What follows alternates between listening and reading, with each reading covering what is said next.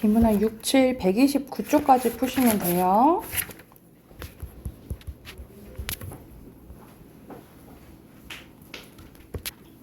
같이 한번 봐봅시다. 122쪽 보면은 여기서 이제 전기 자동차에 대해서 나오는데 우리가 지금 거의 전기 자동차를 이제 쓰는 사람들이 이제 많죠. 근데 이제 처음에는 너무 이제 배터리가 무겁고 그리고 충전 시간도 오래 걸리고 그래가지고 이제 막 이렇게 실용화되지 못하다가 최근에 이제 많이 사용하게 되죠. 그렇다면 전기 자동차의 구조는 어떨까 하면서 이제 구조에 대해서 나와요. 전기 자동차는 축전지로 전동기를 구동해서 자동차를 움직이는데요. 그리고 전기 자동차를 감속할 때는 이와 관련된 문제가 이제 2번 문제죠. 근데 여기만 봐서는 알 수 없고 좀 더 읽어야 돼. 운동 에너지를 전기로 변환하여 축전지에 충전하기도 합니다. 그래서 전기 자동차는 축전지, 전동기, 제어 장치 이 세 가지 주요 부분으로 구성되는데 이는 내연기관을 이용하는 자동차와 비교했을 때 상대적으로 간단하다라는 거예요. 우리 보통 지금 기름으로 이제 돌아가잖아요. 가솔린이 그거니까 휘발유, 그리고 이제 경유로 이제 돌아가니까요. 그거에 비해는 간단하다라고 보시면 되겠죠.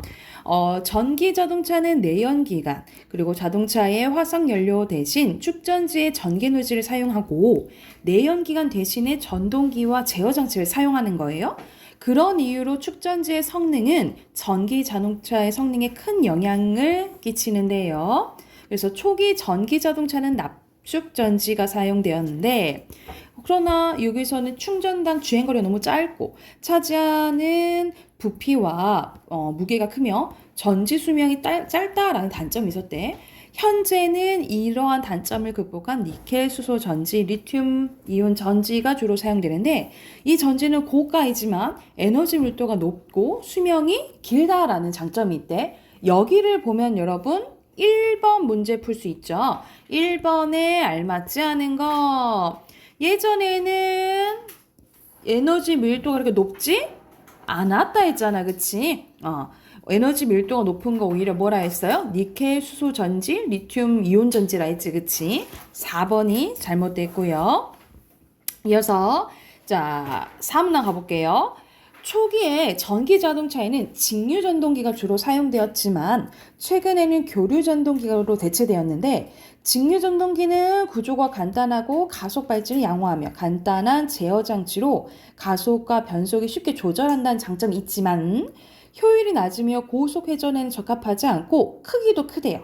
반면에 교류 전동기는 전지에서 얻어진 직류 전류를 인버터를 통해서 교류 전류로 변환시켜 구동하는 방식으로 이 직류 전동기에 비해 크기가 작고 효율이 높고 회전수를 높일 수가 있대. 그래서 여기서는 이런 차이점도 이제 구별하셔야 되겠죠. 전기 자동차는 내연기관 자동차와 달리 전혀 이제 다른 방식의 제어 특징을 갖고 있는데 전기 자동차는 내연기관 자동차와 달리 공회전이나 정지할 때 말 그대로 우리 요즘 우리가 브레이크 밟을 때 얘기하는 거죠. 그치? 동력을 차단하는 클러치와 같은 장치를 둘 필요가 없고 전동기를 구동하는 전류의 방향을 반대로만 하면 차량을 역방향으로 간단하게 움직일 수 있기 때문에 역전 기어, 그러니까 말고 후진 기어 있잖아요. 그치? 역전 기어 장치도 필요하지 않다. 따라서 이 전기 자동차를 제어하기 위해서는 전동기의 회전 속도와 방향들을 제어할 수 있는 전자식 제어 장치만 있으면 된다라는 거예요. 그래서 여기 부분을 보면 또 2번 볼 수 있어요. 적절한 거 몇 번? 5번이 되겠죠. 그리고 3번 어휘 문제네요. 가능성을 보여준다. 가능성을 이렇게 보이게 하다. 이런 거잖아요. 나타나게 하다. 이런 뜻이잖아요. 바꿀 수 있는 거 5번이겠죠. 뒤로 넘기면 문단별로 있는 거 나오네요. 이렇게 이렇게 읽으시면 되고요. 자, 밑에 빈칸 배기, 가스, 소음, 전기, 전동기, 그리고 축전지, 축, 전지, 밀도, 그리고 밑에 직류, 전동기죠. 그 다음에 효율, 회전수, 전자식, 친, 환경적, 확대 쓰면 됩니다. 됐나요? 오른쪽으로 가서 어휘 보면 순서대로 제어, 실용화, 발진, 그 다음에 밑에 공회전, 구동, 부담, 수명이에요. 됐나요? 됐어요? 자, 뒤로 넘겨서 뒤에는 나노 기술에 대해서 나와 있네요. 이 문단부터 여러분 바로 가볼게. 나노는 고대 그리스어의 난쟁이라는 뜻하는 나노스에서 나온 말로 나노미터는 1나노미터는 1m의 10억 분의 1에 해당되고 이 정도 수준의 아주 작은 물질을 제어하고 기술하는 것 바로 뭐란데요? 나노 기술이라고 한대요. 쉽게 말해 나노 규모란 단지 작은 덩어리를 가리키기보다는 원자나 분자의 크기를 의미하는데요. 모든 물질은 원자나 분자로 이루어져 있는데 그것이 어떤 구조를 이루냐에 따라 성질이 달라진다는 거야. 따라서 나노 규모를 다룬다는 것은 원자나 분자를 다룬다는 뜻이고 이를 조작함으로써 조작은 뭐야? 내 마음대로 이렇게 바꾸는 걸 얘기하는 거지. 그치? 그런데 여기서 조작은 아예 꾸며서 만드는 것은 이때는 맥락은 좀 다르죠. 너 이 사건 조작했지? 이럴 때 이 조작 의미잖아요. 그치? 그래서 좀 달라요. 그래서 3번에 2번이에요. 이어서 본문 다시 가면 이렇게 조작함으로써 기존에는 불가능했던 전혀 새로운 성질의 성질이나 기능이 기술적으로 가능해지도록 하는 것이 바로 이 나노 기술이라는 거야. 그래서 이 나노 기술 전문가들은 이 기술이 매우 다양한 분야에 활용될 수 있을 거라고 전망하고 있는데요. 특히 정보통신기술, 생명공학의학기술, 환경기술과 접목 가능성을 매우 높게 보고 있습니다. 그리고 가장 먼저 영향을 받는 게 컴퓨터 분야겠죠. 컴퓨터의 정보 처리 속도를 높이고 크기를 작게 하기 위해서는 좁은 면적의 반도체 칩 안에 회로를 많이 집적시켜야 하는데 나노 기술이 이를 가능하게 할 수 있기 때문입니다. 나노 기술이 더 발전한다면 향후에는 거대한 컴퓨터를 주머니 속에 갖고 다닐지도 모른다 라고 이제 전망을 하고 있네요. 그래서 여기서는 나노 기술이 생명공학, 의학 기술 분야에도 영향을 많이 미칠 거로 보고 또 마지막 문단 보면은 환경 오염을 막는 데도 역할을 하고 있을 수도 있다 하면서 여기서는 전체적으로 나노 기술의 전망에 대해서 나와 있지, 그치? 그러면 내용 그렇게 어렵지는 않았어요. 좀 길어도, 그치? 1번의 서술상의 특징은 여기서는 나노 기술이 뭔지 얘기 나오고 그리고 어디에 이제 영향을 활용됐을지에 대해서 나오잖아, 그치? 그래서 5번이고요. 그리고 2번에 알맞지 않은 것은 여기는 마지막 문단을 조금 보긴 봐야 되는데 여기서 알맞지 않은 것은 화석연료를 활용한 건 아니죠, 그쵸? 연료전지 상용하는 거지, 그치? 5번이에요. 자, 뒤로 넘겨서 또 문단 있는 거 나오네요. 이렇게 표시하시면 되고요. 자, 밑에 빈칸 첫 번째 10억 반도체 그 다음에 슈퍼 컴퓨터 인공뼈 나노 캡슐이에요. 나노 캡슐. 그 다음에 무공해 가볍고. 됐나요? 마지막 어휘 향후, 규모, 접목, 평가, 삽입, 그리고 디귿, 니은, 기역, 리을. 됐나요? 우리 오늘 그 문법을 진도를 다 나가려고 문법 먼저 할게요. 여러분 문법책 먼저 꺼내세요. 오늘 90쪽입니다.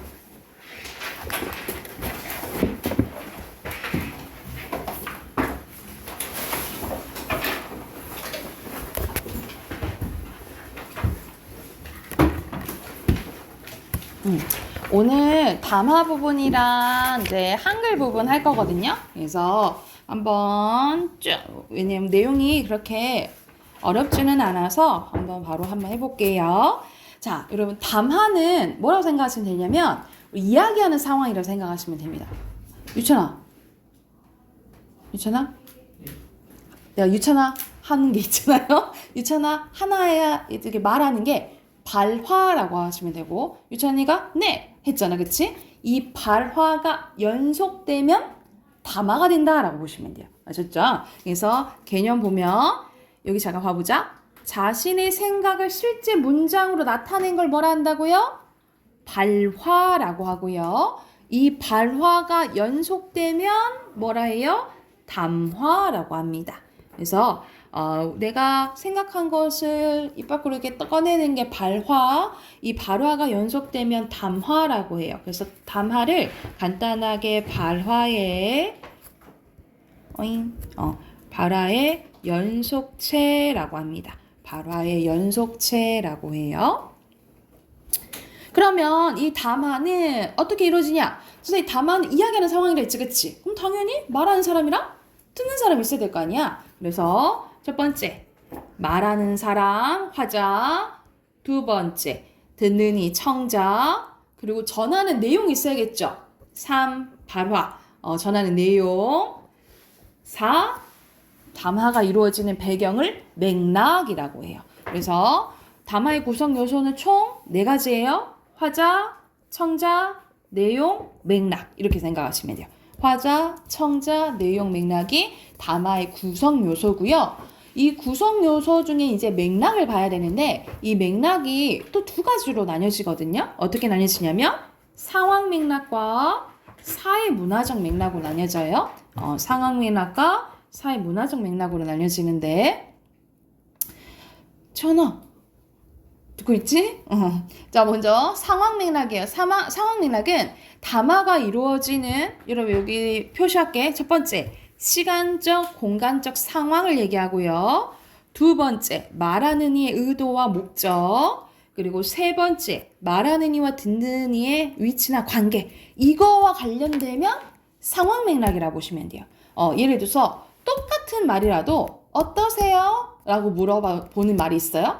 이걸 예를 들어서 식당 아줌마가 어떠세요? 물어봤어. 이거는 음식만 어떠냐고 물어보는 거잖아, 그치? 근데 신발 가게에 가서 점원이 어떠세요? 라고 물어봤어. 그건 뭐야? 뭐 마음에 드는지 아니면 사이즈가 맞는지 이거 물어보는 거잖아요, 그쵸? 이런 식으로 시간과 공간이나 아니면 화자와 청자의 관계에 따라서 이루어지는 것은 무슨 맥락?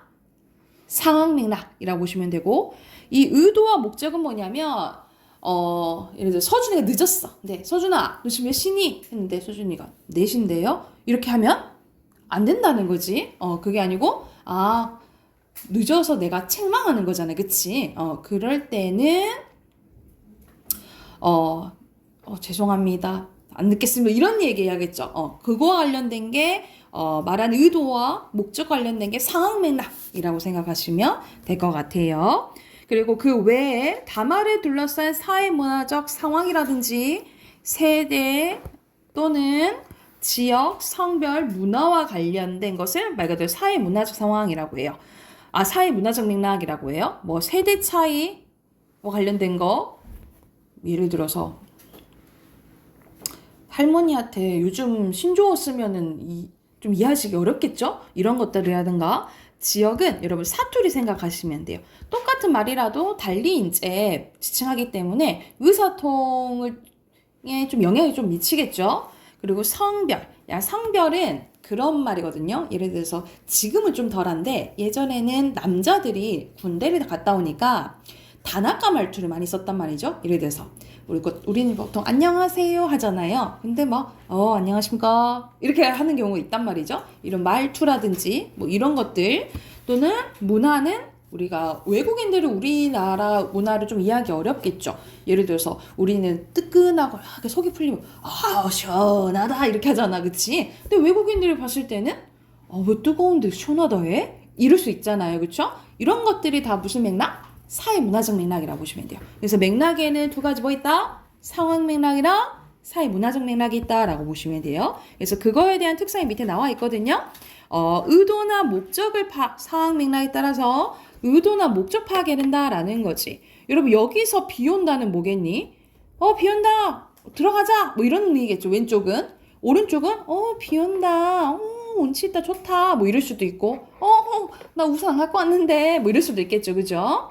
그리고 말하는 이와 듣는 이 위치와 관계에 따라서 적절히 지시어와 높임 표현을 해줘야 된다라는 거고 세대, 지역, 문화 차이에 따라서 이 사회 문화적 맥락을 고려해야 돼요. 그래서 세대, 지역, 문화 차이와 관련된 건 무슨 맥락? 사회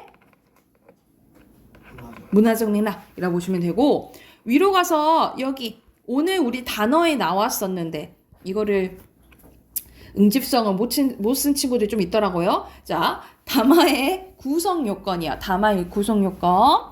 자, 담화에는 뭐가 있어야 되냐? 통일성과 여러분 통일성과 응집성이 있어야 돼요.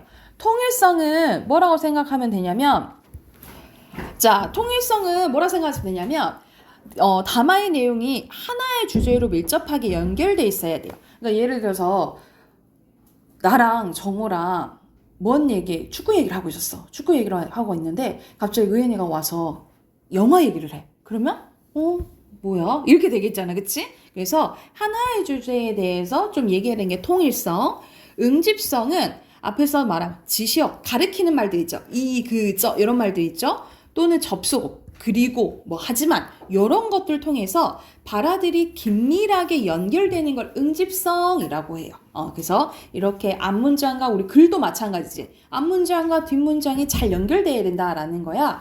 요게 응집성이라고 보시면 돼요. 그래서 담화의 구성 요소에는 뭐가 있어야 된다? 통일성과 응집성이 있어야 된다라고 생각하시면 되고요.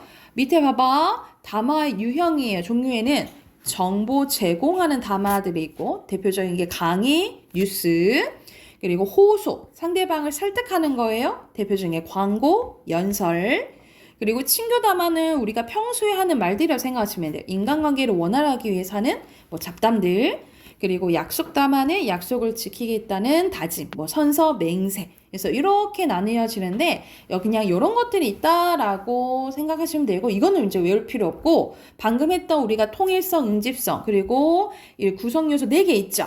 이거는 조금 알아두셔야 돼요. 아셨죠? 그러면 요거 참고하면서 여러분 옆에 문제 풀어봐야 되겠죠? 91쪽부터 93쪽까지 문제 바로 풀어볼게요.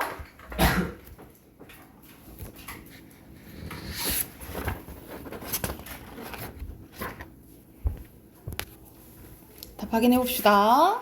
자, 빈칸 순서대로 1번에 담화, 2번에 청자, 3번에는 상황 맥락이죠. 4번에는 여기에 들어갈 거는 세대 또는 성별 써도 맞을 것 같아요. 그리고 5번에 순서대로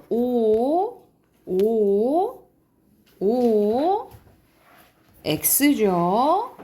그 다음에 이거는 외국인 나왔잖아. 그치? 그럼 무슨 차이? 문화 차이죠? 문화 쓰시면 되고요. 자, 넘겨서 1번에 알맞지 않은 것은 여기서는 담화가 아니라 발화라 했죠. 그쵸? 5번이고요. 2번에 사회문화적 맥락에 적절하지 않은 거예요. 장소와 관련된 거는 상황 맥락이죠. 4번이고요. 그리고 3번에 여기서 지금 몇 시니? 이거는 약간 질책하는 거잖아요. 그치? 2번이 가깝겠죠. 그죠? 그리고 4번에 기업과 니은에 대한 설명으로 적절한 거. 여기서는 공적인 자리, 사적인 자리예요. 그죠? 그래서 적절한 거 1번이고요.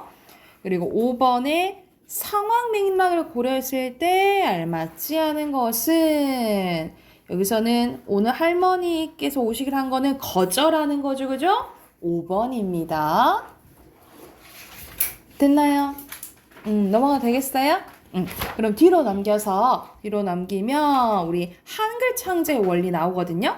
그래서 오늘 한 게 여러분 오늘 담화랑 지금 이제 한글 창제할 건데 여기 부분은 이제 여러분 2학년 때 나오는 부분이긴 하거든요. 이제 2학년 때 이제 여러분 시험 대비 때 아마 이제 할 건데 요거는 계속 고등 때까지 나오기 때문에 이게 기초라고 생각하시면 될 것 같아요. 자, 먼저 우리 지금 한글을 쓰잖아요. 세종대왕이 만드셔가지고 쓰는데 지금 자음과 지금 모음의 개수를 선생님 먼저 얘기해 줄게. 지금 현재 사용되는 자음은 19개고요. 모음은 21개예요. 그래서 총 40개로 우리가 지금 쓰고 있다라고 보시면 되는데 한글 창제됐을 때 한글 창제는 1443년도에 되고 1446년도에 반포됐거든요. 그래서 이때 만들어졌을 때는 어떻게 만들어졌는지 그리고 무엇을 사용했는지 이거에 대한 내용이라고 보시면 돼요. 지금은 한글이라고 하지만 한글이 창제됐을 당시에는 뭐라고 불렀어? 훈민정음이라고 불렀어요. 훈민정음 무슨 뜻? 백성을 가르치는 바른 소리라는 뜻이에요. 그래서 1443년도로 간단히 말하면 15세기 때 만들어졌다라고 보시면 되는데 어떤 원리로 만들어지게 됐는지 먼저 자음부터 봐볼게요. 이때 자음의 창제 원리로 만들어진 개수는 여러분 17자입니다. 몇 자? 17자. 그리고 모음은 창제 원리로 만든 건 11자예요. 그러면 17자, 11자, 총 몇 자? 28자를 만들었다라고 생각하시면 돼요. 자, 먼저 자음부터 봐볼게. 자, 자음을 만드는 원리에는 세 가지가 있었어요. 상형, 가획, 이체예요. 다시 뭐 있다고? 상형, 가획, 이체인데 자, 먼저 여러분 상형의 원리 봐볼게요. 상형이라는 뜻은 무엇인가를 본뜬다라는 뜻이에요. 무엇인가 본뜬다라는 뜻인데 뭘 본떠냐? 우리 발음하는 기관 있죠? 우리 입의 모양. 발음 기관의 모양을 본떠서 기본자를 만들었는데 이 기본자가 5자예요. 그게 기역, 니은, 미음, 시옷, 이응이라고 보시면 돼요. 발음 기관의 모양을 본따서 만든 게 상형의 원리고 이렇게 상형의 원리로 만든 게 무슨 자? 기본자고 기본자 몇 자를 만들어요? 5자. 그게 뭐야? 기역, 니은, 미음, 시옷, 이응이에요. 이게 밑에 표로 정리되어 있네. 표 보면서 봐보자. 자, 기역은 뭘 본뜬 거냐면 혀 뿌리가 여러분 보면 이걸 혀라고 생각하면 혀 뿌리가 목구멍을 막는 모양을 본딴 거예요. 그래서 이 소리를 어금니, 뒤에 어금니 소리라고 하고 여러분 한자로도 써놓을게요. 한자로는 아음이라고 해요. 한자로는 아음이라고 하고요. 그리고 니은이에요. 니은은 혀 끝이 윗잇몸을 닿는 모양이에요. 여러분 나 해보면 나 발음하면 혀 끝이 윗잇몸에 닿을 거예요. 그래서 혀 끝이 윗잇몸에 닿는 모양 본따서 혀소리.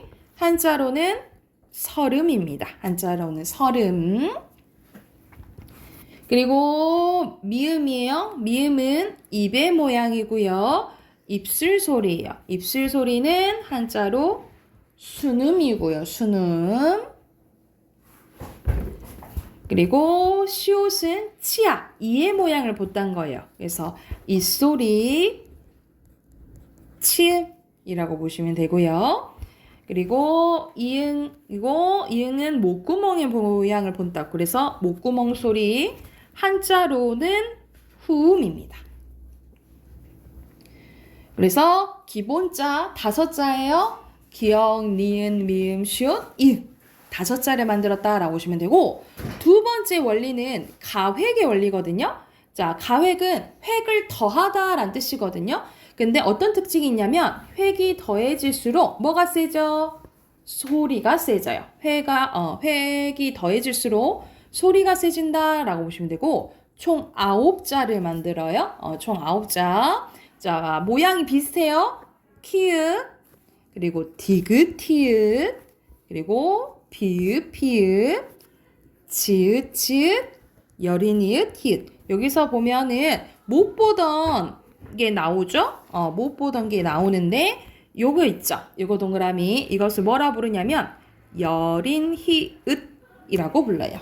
얘를 여린, 히읗이라고 부르고, 지금은 안 쓰인다라고 보시면 되겠죠. 근데 이때 창제 당시에는 있었다라고 기억을 해두시면 돼요. 그래서 이렇게 가획자는 총 9자인데 특징이 뭐라고? 획이 더해질수록 소리가 세진다. 그렇지. 소리가 세진다라고 보시면 돼요. 자, 마지막 세 번째 이체 원리예요. 이자가 다를 이자예요. 달리 만들어졌다라고 보시면 되거든요. 얘의 특징은 획이 더해져도 소리가 세지지 않아요. 그래서 여기서는 얘는 소리가 세기가 세지지 않는 거예요. 그래서 이체자로 총 3자를 만듭니다. 여기서는 모양이 좀 그러긴 한데 원래 이렇게 꼭지 달린 이응처럼 생기거든요. 얘를 뭐라 그러냐면 옛날 이응, 옛 이응이라고 하고요. 옛 이응. 그 다음에 리을, 요 세모처럼 생긴 거 있죠. 이걸 뭐라 하냐면 반치음이라고 불러요. 그래서 이체자에는 예디음과 리을, 반치음 이렇게 3자를 이체자라고 하고, 얘의 특징은 획이 더해져도 소리가 세지지 않는다. 이렇게 기억해 두시면 되겠죠. 이게 됐을까요? 그래서 이렇게 창제 원리, 상형의 원리, 가획의 원리, 이체 원리로 17자를 만들어요. 근데 선생님, 그럼 쌍자음은 없었어요? 쌍자음은 있었어. 근데 다른 원리로 만들어졌다라고 보시면 돼요. 여러분, 이렇게 글자를 옆으로 이렇게 나란히 쓰죠? 그러면 무슨 원리라 했냐면 병서의 원리라고 있어요. 이렇게 글자를 가로로 나란히 쓰면 병서의 원리라고 했고, 이렇게 똑같은 거, 이렇게 표시해볼까? 이렇게 똑같은 게 붙잖아요? 그러면 각자병서라고 했고요. 이렇게 서로 다른 게 붙으면, 예전에 이렇게 3개 붙은 것도 있었어. 이렇게 서로 다른 게 붙으면 합용병서라고 했어요. 다시 옆으로 가로로 나란히 쓴 걸 병서의 원리. 근데 똑같은 게 붙으면 각자병서, 서로 다른 게 붙으면 합용병서, 이렇게 생각하시면 되고, 그리고 어떻게 생긴 것도 있었냐면 이렇게 봐봐. 세로로 쓴 것도 있거든요. 이렇게 위아래로 쓰는 것은 연서의 원리라고 했어요. 그래서 이렇게 기억해.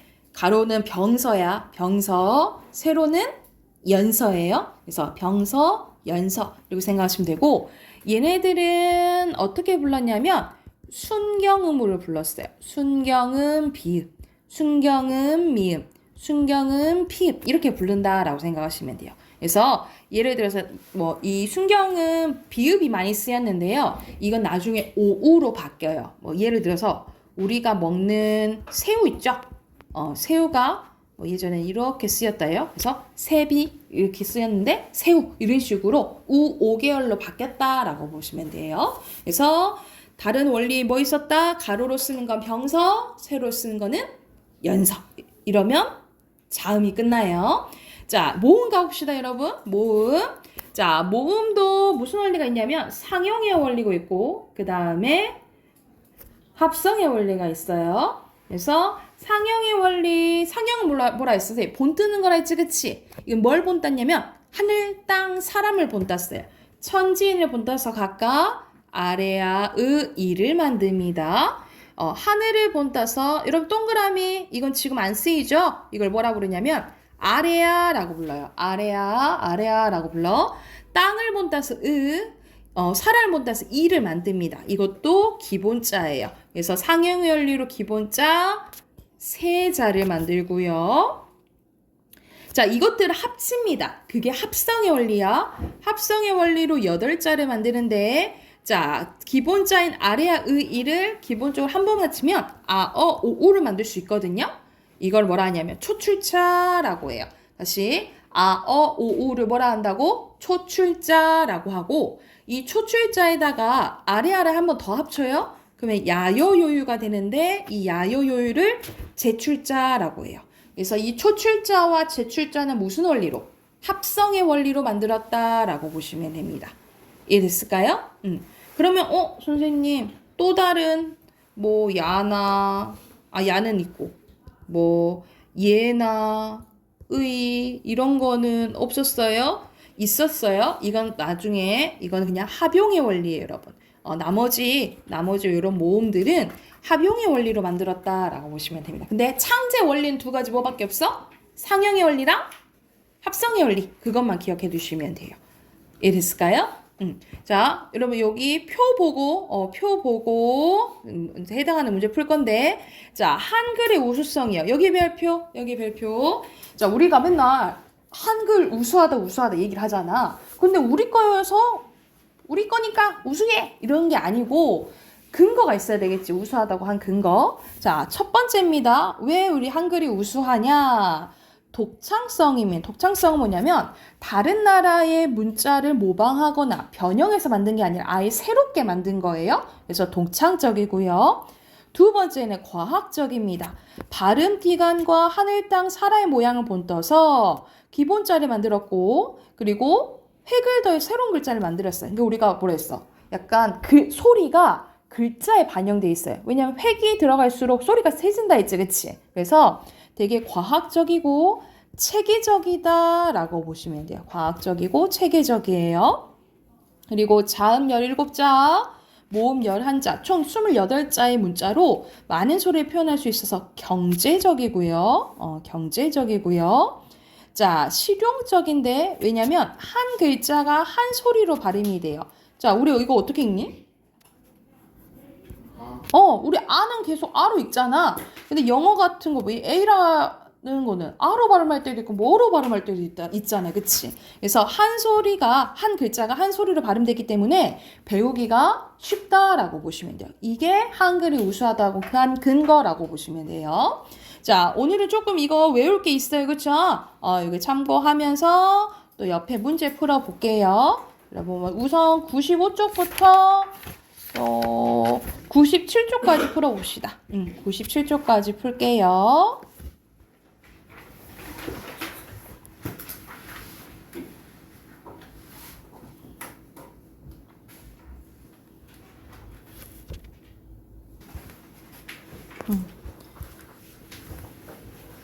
다 하신 분들은 쭉 104쪽까지 푸세요.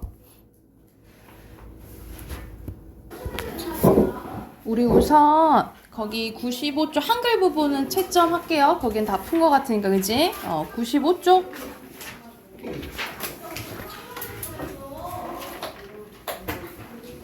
채점해도 되겠죠? 1번에 기본자, 기역, 니은, 미음, 시옷, 이응. 그리고 2번에 가회. 3번에 병서. 그 다음에 새로 쓴 거 연서죠. 4번에 기본자 아래야 의이 그리고 5번에 초출자 제출자고요. 밑에 기역이죠. 기본자 이응과 여린 히읗 가획한 거 비읍과 피읍 이체자 예디응 리을 반층 가획자 한 번만 한 거네요. 키읔 디귿 비읍 지읒 여린 이읒 한 번만 한 거 이렇게 5자 쓰시면 되고요. 그 다음에 여기선 두 획을 한 거잖아. X죠. 그 다음에